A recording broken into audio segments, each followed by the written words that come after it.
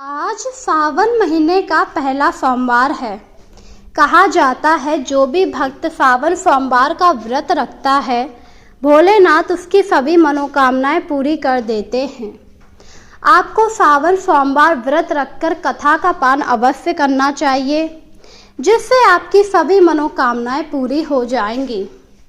एक समय की बात है, एक नगर में एक साहूकार रहता था। उसके पास धन की कोई कमी नहीं, लेकिन उसकी कोई संतान नहीं, जिस वजह से वह काफ़ी दुखी रहता।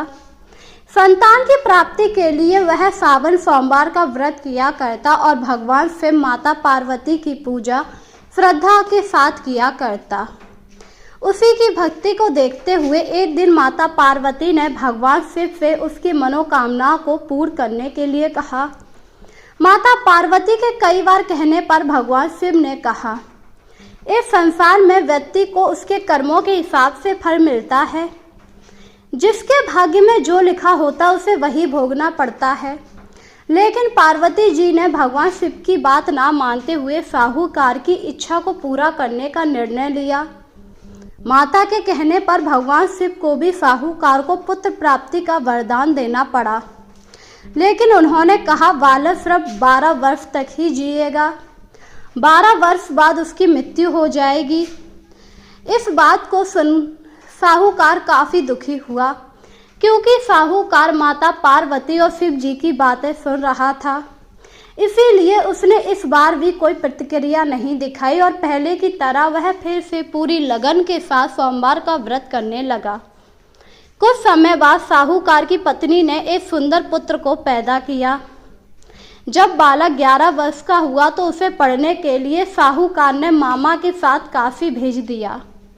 साहूकार के पुत्र मामा को बहुत सारा धन देकर कहा, मेरे विद्या को काशी में ले जाओ और वहां शिक्षा दिलाना।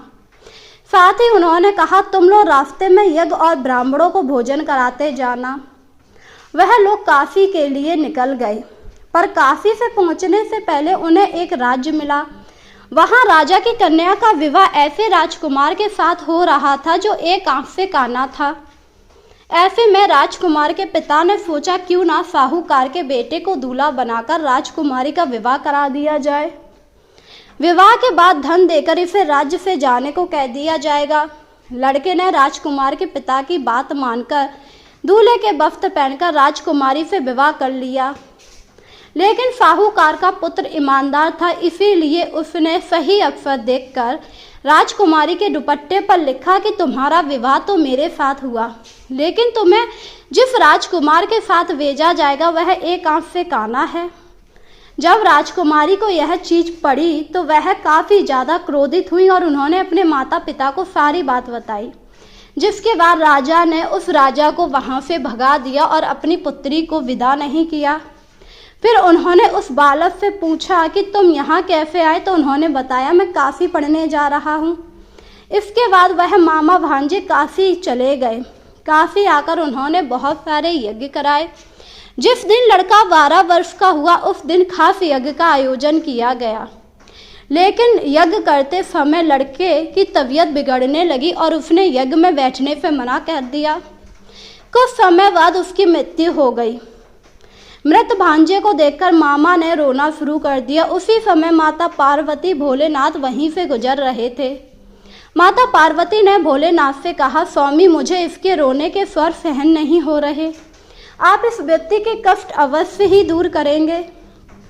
जब भगवान शिव ने मृत बालक को देखा तो बोले, ये वही साहूकार का पुत्र है जिसे 12 साल जीवित रहने का वरदान मिला था। इसकी आयु पूरी हो चुकी है। लेकिन माता पार्वती इस बात को नहीं मानी और कहने लगी, आयु को बढ़ा दीजिए, वरना इसके माता पिता इसके वियोग में तड़प तड़प कर मर जाएंगे। माता पार्वती के कई बार कहने पर भगवान शिव ने उस बालक को जीवित कर दिया।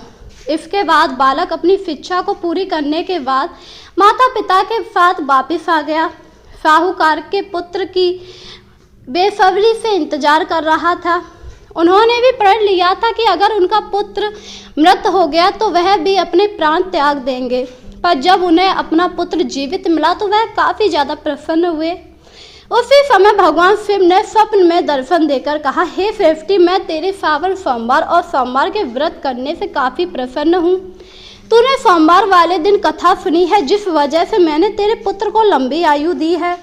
इस प्रकार जो भी सावन सोमवार का व्रत करके सोमवार की कथा सुनेगा, मैं उसकी सभी मनोकामनाओं को पूरा कर दूंगा। इस प्रकार जो भी भक्त सावन सोमवार में व्रत रखता है, भोलेनाथ उसकी सभी मनोकामनाओं को पूरा कर देते हैं। तो बोलिए जय भोलेनाथ।